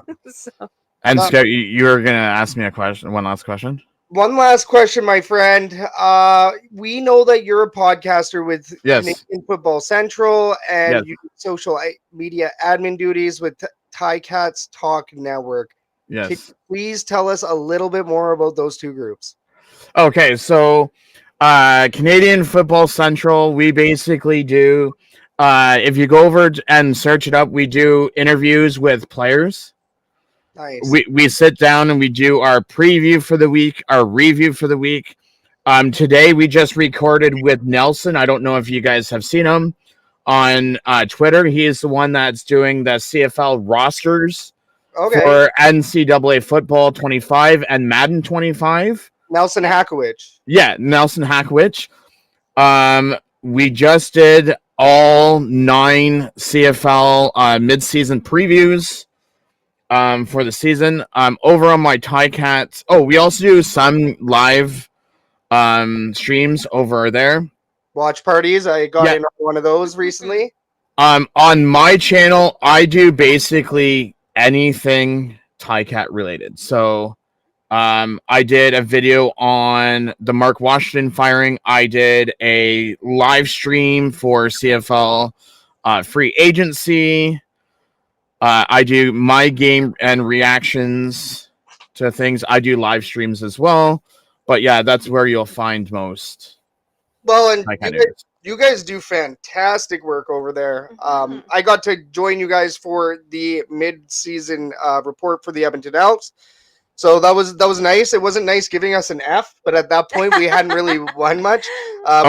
We did upgrade that to like a D- because we ended up winning one. We're on the rise. Catherine, if you want a good laugh, go watch the player interviews. because there is a question that I won't say what the answers are because some of them are interesting. But we always ask a veteran player, what's the weirdest thing that you've signed? There's been car engines. Oh, There's been shoes. Like, you'll see the question asked, but there's one odd thing that's been signed, but I won't leave that. You'll have to go and check those videos out. Watch it. That's a fantastic question. You know, we're always, whenever we have players here, we're like, we gotta make it fun. You know, we gotta think of it. That's a fantastic question. And it's not even that. Like, you get to know like how they're brought up, like their struggles and everything, what they're like off the field. Mm-hmm. Oh, that's cool. That's what we love for sure. But where can we find you online? What's your tags? Okay, so on X, I can be found at FMFan9. And then also TiCats Talk Network on YouTube and CFL Central on there as well. And for those Elk fans, there's a Dean Faithful interview as well. Nice. Boom, there you go. And there is Dean Faithful fans in the herd chat. So that is fantastic. Do you have any other projects, anything that you can give us a so I'm not sure of those fans, but if you see Ginger Argo, they're selling these CFL Fight for Cancer patches. They're $5 each. He's selling them. He's an Argo season ticket holder. Also, we are doing you're going to think this is crazy, Catherine. Some fans are getting together to raise money for CFL Fights for Cancer, so we're walking from BMO Field Saturday before Labor Day to Tim Hortons Field in a nice 14-hour walk to raise money for cancer. That is great. And that hurts. That hurt me, and I'm not even doing it. The thought of it hurts. That's an amazing cause. That's really good. Kudos to you. So there's actually, for those fans that want to, there's actually one of the people that are doing the walk. I'm just trying to find. It's Sauve. It's at SAUVE Connor on X, and there's a link to the childhood cancer research in his top pinned comments. He's one of the fans that's doing the walk as well. I love it. Perfect. I love it. CFL fans fight cancer. I feel like we talk about CFL fans fight cancer almost every week on this show. I feel like that's the CFL, organization. But like Catherine mentioned earlier, it's not just doing those Guinness World Records. Like there's all the stuff that they do during Grey Cup, all the money that they do. Like, we're doing a walk. Yeah. A 65-kilometer walk. That's crazy. It's awesome. That's crazy. Like, I think I maybe drunkenly walked for like 2-3 hours, and I was dying after it. So, and I had booze to keep me, numb. Keep you moving. Yeah, well-oiled machine at that point. So I couldn't imagine. So I'm really excited to see how that goes. And yeah, I'll be tuning in for that one for sure. Oh yeah, we'll have to. We also know that you and Carter just did some recording today, so it's already been a long one on you. We won't keep you any longer, man. But Rick, we appreciate being allowed on the Elks herd. Get those antlers up. Antlers up. Antlers up. Ginger Argo was on our show, I want to say last season as well. So we got a good family, a good CFL family going. You're part of it. Can't wait to see the next episode from you and Carter over at the Canadian Football Central podcast. Preview just went up today for this week. Beautiful. There you go, guys. So after you're done here, guys and gals, after you're done here on the Elks Call, go hit them up. Go check them out. Canadian Football Central on YouTube or wherever else you have social media. So, Rick, once again, thanks a lot, man. We'll let you get onwards with Enjoy the rest of your show. Thanks, man. And hopefully we will do you guys a favor and beat Winnipeg, and you guys do us a favor and beat Montreal. Oh, we'll be cheering for you. The only downside thing is Fajardo's starting. Oh, I did see that. I know. Did see that, but boo. Fajardo. that's my mean name too. Okay, man. We'll let you go. Have a good one, Rick. Have a See ya. good Thanks a lot. Cheers, man. All right, everybody, let's go ahead and welcome Carter of Canadian Football Central to the show. Yes. Let's get Carter on in here. Carter, there you are, man. Thanks a lot for joining us today, man. You must be a happy Bombers fan. Absolutely. Thanks for having me on. Man, that was something. Yeah. You kind of the Bombers kind of beat up on the Elks just a little bit there. That was a little bit disappointing. Just a little disappointing. But we're going to get into the heavy questions in just a moment. But first, we like to know how our fellow fans got into sports. Carter, what was your first sports memory, and why do you love the Blue Bombers? First sports memories. So I grew up with predominantly hockey. I actually really I got into football very late. I didn't get into football till high school, till I started playing it. Because I was always kind of a big defenseman playing hockey, loved throwing his weight around. And then, so one of my buddies like, well, if you love doing that, you should give football a whirl. So I was like, sure, let's do it. And then, I don't know, biggest way I always kind of learned playing sports was by watching. So I'm like, okay, I'm going to go to some Bomber games. I had only been to a few games with the Bombers back at Canada Innsfield when that was open. And my knowledge of football at the time was, okay, we have 3 downs, the US has 4, and Milt Stiegel is amazing. That was my football knowledge at the time. And so that was kind of how I got into that. But first, like, memory playing sports, I don't know. I practically came out of the womb with a pair of skates on, so that was me. So big hockey guy then. Big hockey guy, absolutely. So what other teams would you say that you cheer for? Hockey. Let's start with hockey.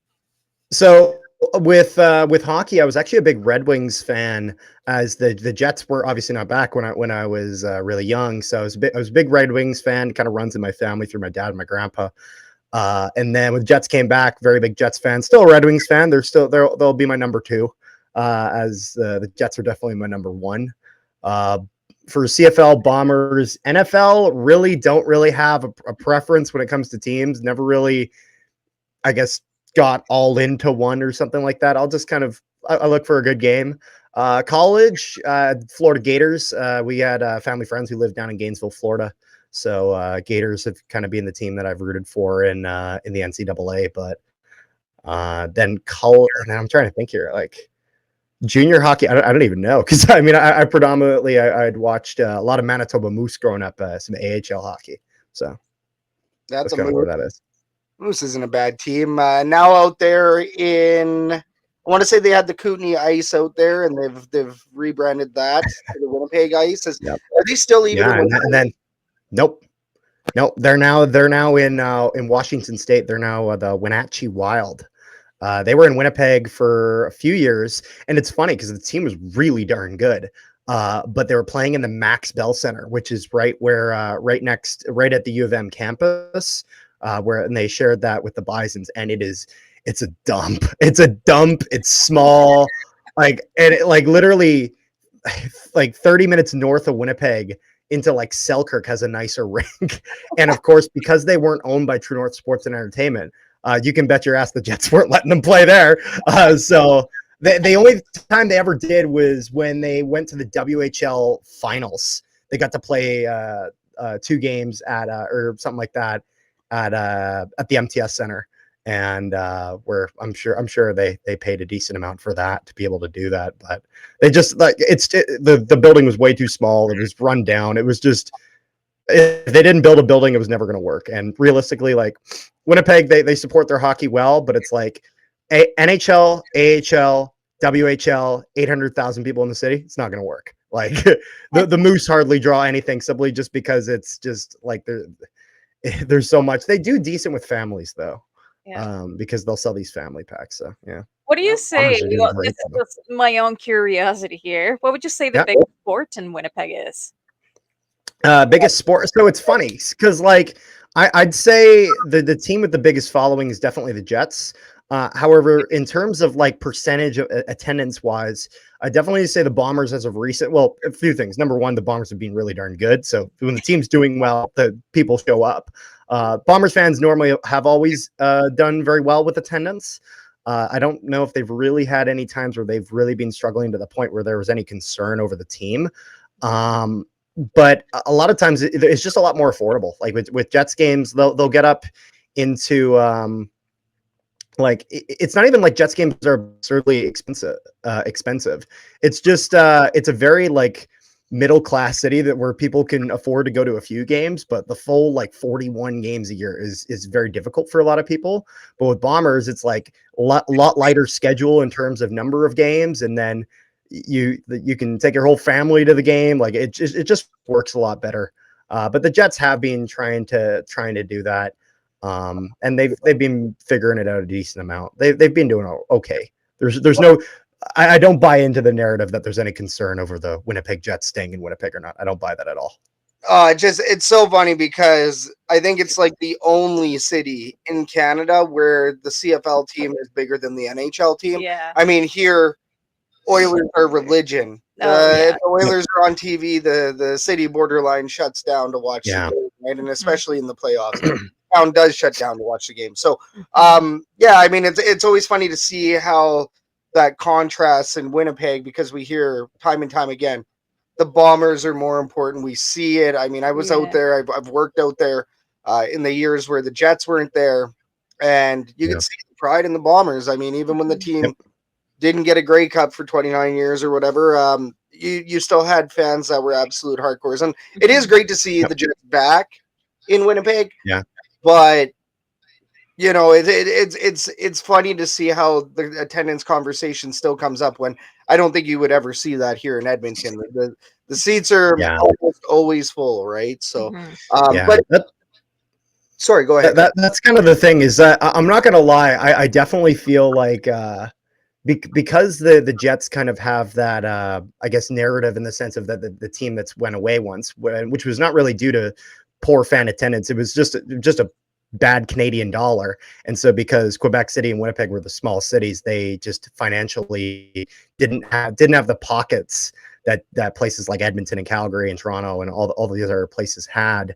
And so with the Jets, I'm not concerned. I mean, I think a lot of people forget that half owner of the Jets is David Thompson, the richest natural born Canadian with, I think it was $40 billion. So it's like, they're not running out of money. that is not a concern. But they're definitely because the team has left before, the second a few empty seats show up, you can bet TSN's got an article about it. So, oh yeah, no, it is what it is.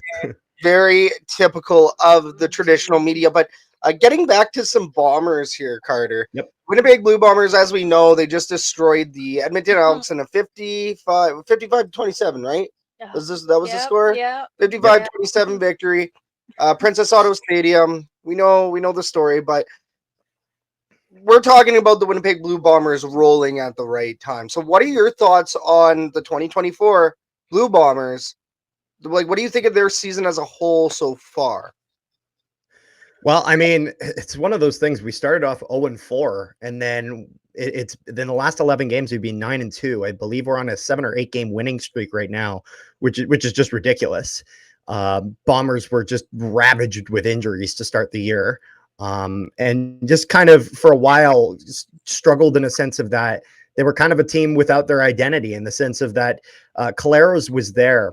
And I'm not going to lie, there's been a lot of concerns over Caleros in terms of that he's thrown more picks than he's normally done. He hasn't been getting the success that he has. I mean, obviously last game he really got back and forth. I don't know if I've ever seen him throw 6 touchdowns in a game, but I never was incredibly concerned in regards to Zach Caleros, because with Zach Caleros, a thing a lot of people forgot about was that the Bombers' offensive line for so many years has just been rock solid, and he would barely get touched because when we got Zach Caleros, he had this reputation from Toronto, from Saskatchewan, that this guy's made of glass and that if he gets tapped on the shoulder, he's going to be out for 6 months. And so the Bombers really invested in making sure that this guy was protected. And so I think the biggest loss for Winnipeg that people aren't thinking of, I think, was Yoshi Hardrick, losing him to the Saskatchewan Roughriders, because that's the side that Caleros, he's a scrambling quarterback by nature. He pulls out to that side.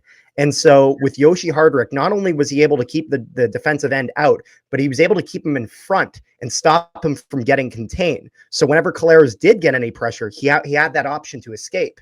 This year with Eric Lofton, he's done decent at keeping the guy back, but he's just keeps pushing him to the side. So when Collaros wants to get out, there's nowhere to go. He's running right into his own offensive lineman, and then he's trapped, and then surely enough, he gets sacked. And so I think that was a big asset of his game. And I think that was one thing that was lost. Another thing was that having guys like Dalton Schoen getting injured and being out the entire season, like game one, was brutal. Lawler was out for a bit. Nick Dembski for a while forgot how to hold on to a football. And it was hilarious because there was 2 straight games where it had been given up, and it was just like that was the talking point in Winnipeg was what's happening with Nick Dembski.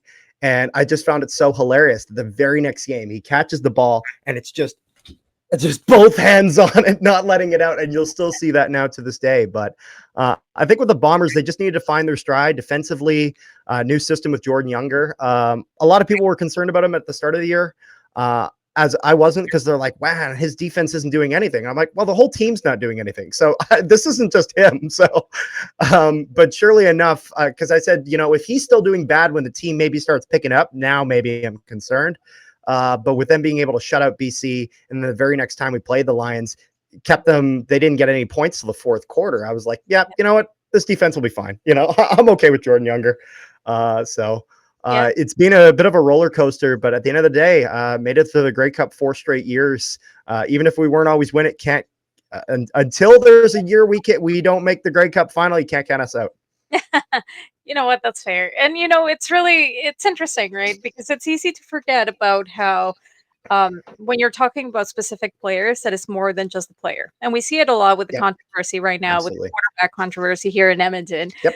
Right, of Trey Ford and MBT, but it's not just them, right? You have an entire team that works with them and makes things happen for them as well. So that being said, if you could pick one area of the team that is contributing to the team the most, what would it be? It's funny. That's really difficult because in certain games it can change so much. I mean, for a few games it seemed like the defense was just the be all end all in Winnipeg, and then I'd say before the games against Edmonton, I'd say the past 2 or 3 games before that, the special teams of the Bombers was just ridiculous. I mean, they had 2 straight weeks of special teams touchdowns off of punts, where one of them, Mario Alford, botches it. Nick Hallett, though, with good coverage, gets down and he grabs it. And then in the game, I think following that, Tony Jones smacked the crap out of someone, picked up the ball and ran it to the end zone. So I think special teams is probably being the best, because I mean that includes Sergio Castillo, who's just being ridiculous this year, in the sense of now a CFL record with most over 50-yard field goals in a season. He's the only kicker to hit 2 kicks 60+ yards in the same year.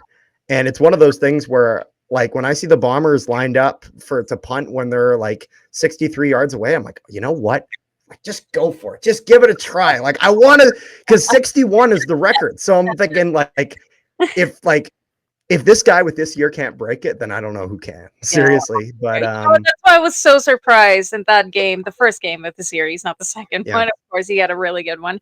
But that first game that he had those 2 missed kicks that just bounced off the goal. It's like, oh man, it must hurt, because he's going for those records. He's going for that, for those. So it was obviously we were happy to see that, but at the same time, I feel for the guy. No, exactly. I think he'll be okay. He'll be okay. But anything can happen in the CFL, as we know. Anything can happen. Especially this year. Oh my goodness. Especially this year, and especially in the CFL playoffs. The Elks are all but mathematically out, while the Bombers are on track to first in the West. So how do you see the playoffs panning out up to and including Grey Cup week? Who do you think is your home games? How do you see this playing out this year? Well, with the Bombers, I mean, I really hope we can lock up that number 1 spot in the West. We've been able to get it the past few years. I really thought when we had gotten back to an even record, 6-6, I was thinking like, okay, Like we're probably gonna maybe host like the West semifinal or maybe squeak into the playoffs. But now talking about, because the Bombers have done very, very well, but they've also gotten a little bit lucky with teams like BC having blunders and then Saskatchewan just completely doing a nosedive. And so it's kind of been a combination of those things. With like, if I'm looking at the East, the Alouettes definitely, they got that locked up. I think they've actually already clinched the East final there. Then after that, I would have said, if you asked me a few weeks ago, I would have said that Ottawa comfortably has that second place spot. But I mean, they've had 2 or 3 straight weeks to clinch, and they still haven't. And I don't know if their schedule necessarily gets any more forgiving. Toronto seems to be the kings of inconsistency, so I don't know how that will go. The TiCats, I mean, they're still hoping, but I mean, they play us this week, so we'll have to see how that goes. But then in the West, I mean, they're calling it the Wild West this year for a reason. I mean, it's crazy. I can't think of a last time we got to week 18 and there wasn't at least one team mathematically eliminated. It's week 18. Like, that's kind of insane if you really think about it. So I'd say that Winnipeg probably gets first in the West, and I'd probably say it goes, actually in the order of the standings now, I'd probably say it goes Winnipeg, Saskatchewan, BC. Just because realistically, even if Saskatchewan and BC are inconsistent, that should be enough to get them into that spot. But I mean, this all could be belly up in 2 weeks, so we'll see if that goes. Yeah, we certainly don't know how that's going to go, right? But No. let's talk about BC though. I want to hear your thoughts. You're Canadian Football Central, so let's just let's take the spotlight away from Winnipeg a little bit. Yes. Well, I'm just being salty, but We'll get it back. the BC Lions, they're floundering the opportunity to win a Grey Cup at home, anyways. Despite acquiring Matthew Betts, Nathan Rourke, the team still seems destined to fail at some point in the remaining of the season. So, what do you think has gone wrong for the BC Lions this year? Well, I think one of the problems is, like, I think their management has done a very, very good job at really bringing interest back in the Lions, everything they've done to get people in the building. But I also think their management, when it comes to their asset management, I think they just think that if they get the 2 or 3 big names from 2022, all the problems will magically go away.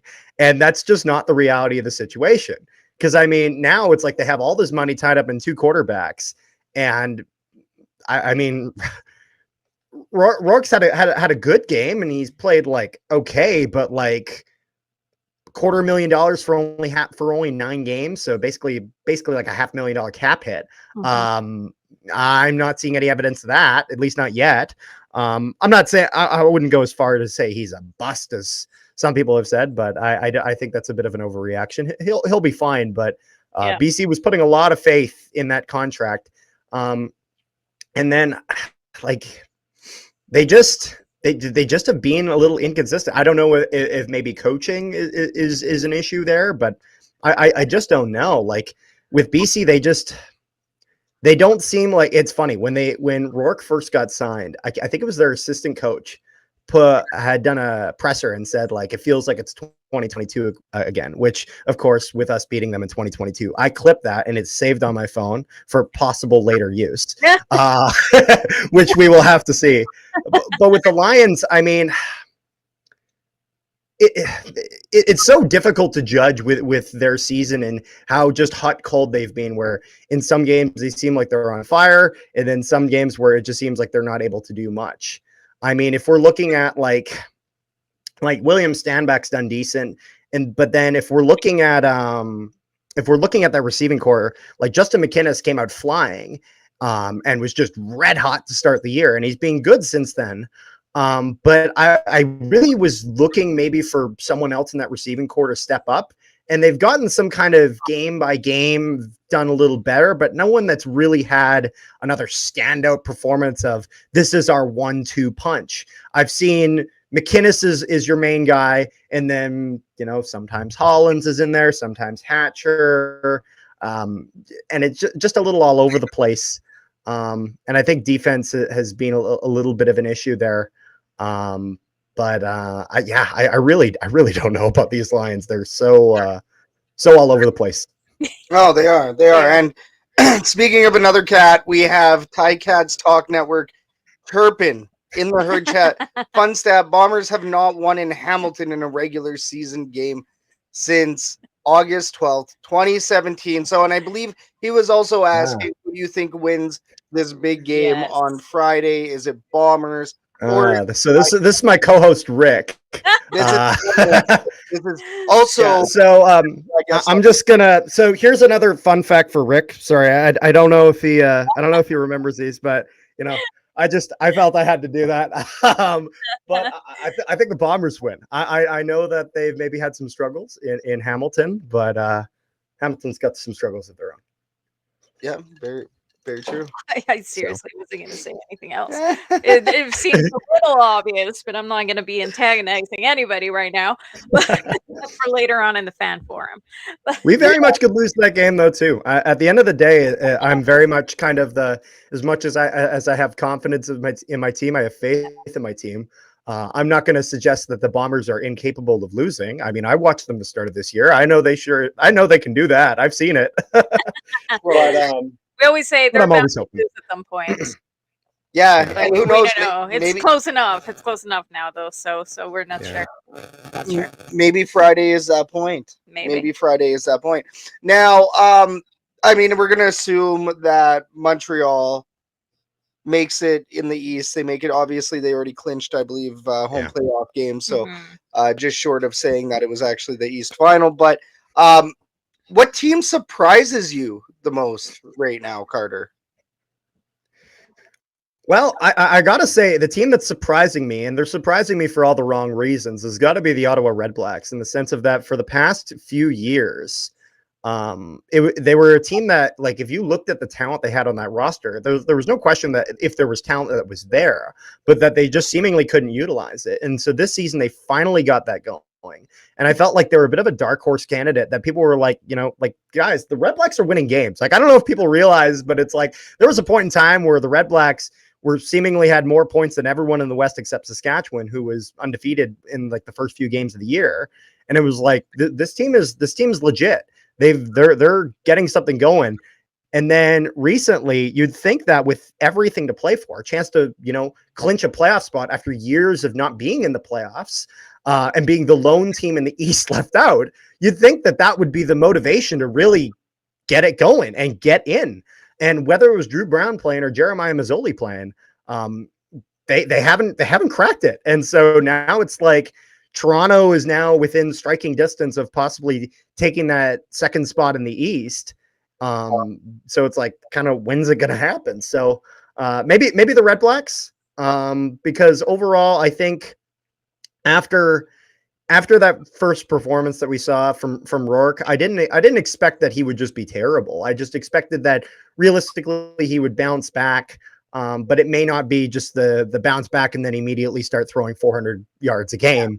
I thought he might have a little bit of inconsistency, and that's kind of where he's at now. And then Saskatchewan, I knew eventually they'd kind of get their stuff together and would start driving on. So overall, it's funny. Calgary's last in the league now. And near the start of the season, I'd predicted them to come actually dead last in the West. And so I was just a little bit surprised how long it took to happen, but it's happening now.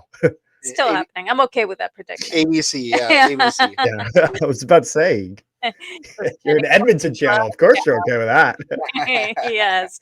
So are you going to the Grey Cup this year?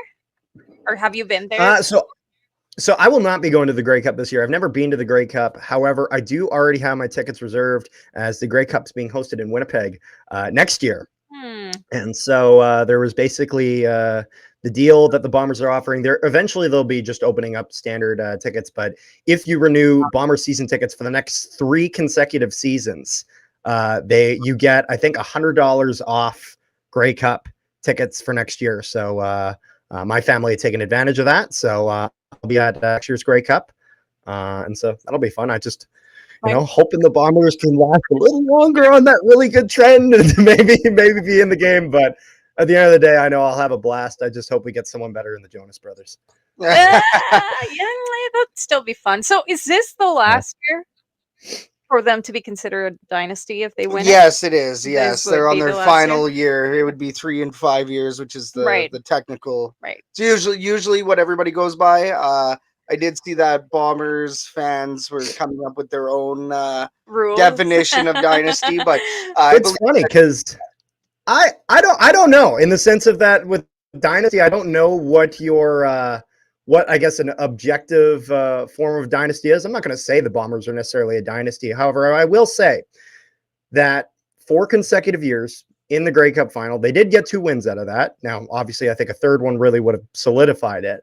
There was a COVID year that had canceled it. In half a decade, not a single team has made it out of the West other than Winnipeg. So, not saying they're a dynasty, just a fun fact. But I hope that they can win it this year. However, I do think even if they make the Grey Cup final and they somehow win it next year, I'd still call it a dynasty if it's one consistent. Because with me, I look at it more as like, is this the same core team? You know, it is the guy leading the flag the same guy.